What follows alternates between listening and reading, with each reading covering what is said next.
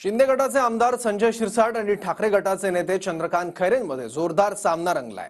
खैरेंच्या इशाऱ्यानंतर संजय शिरसाटांनी आक्रमक होत खैरेंना डिवचलंय, तर संदीपान भुमरेंनी देखील खैरेंना चॅलेंज दिलंय। पाहूयात।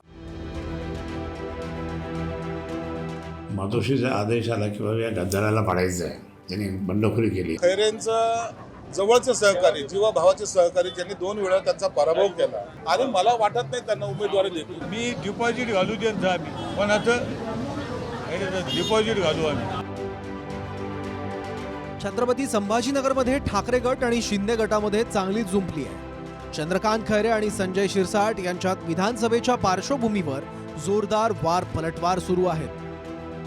मातोश्रीवरून आदेश आल्यास विधानसभेच्या निवडणुकीत गद्दारांना पाडणार असल्याचा इशारा चंद्रकांत खैरेंनी दिलाय। दरम्यान चंद्रकांत खैरेंनी दिलेल्या इशाऱ्यानंतर संजय शिरसाट यांनीही खैरेंना डिवचलंय।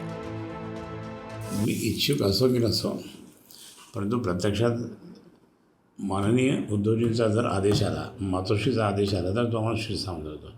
मातोश्रीचा आदेश आला की बाबा या गद्दाराला पाडायचं आहे, हा जो गद्दार आहे ज्यांनी बंडखोरी केली, अशा माणसाला त्या ठिकाणी जर समजा तो परत चौथ्या वेळेस येण्याची तयारी जर असेल तर त्याला पाडलं पाहिजे।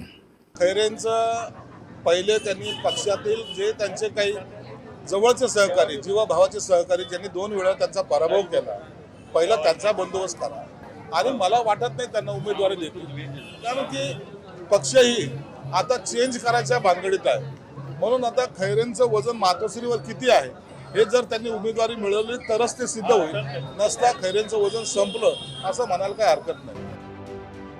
चंद्रकांत खैरेंनी दिलेल्या इशाऱ्यानंतर खासदार संदीपान भुमरेंनी देखील त्यांना आव्हान दिलं। चंद्रकांत खैरेंनी मातोश्रीवरून तिकीट मिळवून दाखवावं असं चॅलेंज संदीपान भुमरेंकडून देण्यात आलं। खैरेला म्हणा पश्चिम मतदारसंघात पहिली उमेदवारी आण, नंतर आपण बघू कोण कोणाला गाडतं, कोण कोणाला निवडून आणतं, हे नंतर बघू आपण। उभेच राहिले खैरे तर काय परिस्थिती? मी डिपॉझिट घालू देत आम्ही कोणाचं डिपॉझिट घालू आम्ही, कारण मी घालण्यापेक्षा मतदारच खैरेचं डिपॉझिट घालतील। खैरेंच्या निवडणूक लढवण्याच्या भाष्यावर ठाकरे गटाचे नेते आणि खैरेंचे सहकारी अंबादास दानवेंनी देखील प्रतिक्रिया दिली आहे। दरम्यान संजय शिरसाटांनी केलेल्या टीकेवरही अंबादास दानवेंनी बोलणं टाळलंय।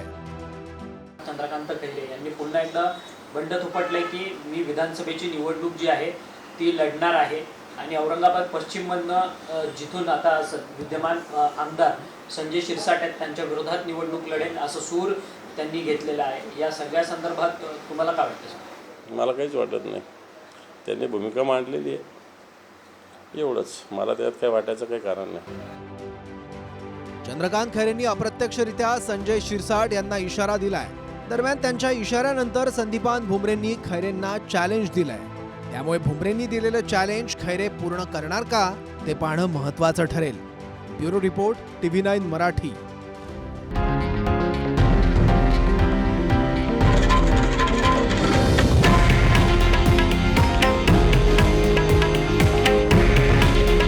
हे आहे देशातील नंबर 1 न्यूज नेटवर्क आणि आपण पाहत आहात TV9 मराठी। काळजी तुमची, हित महाराष्ट्राचं।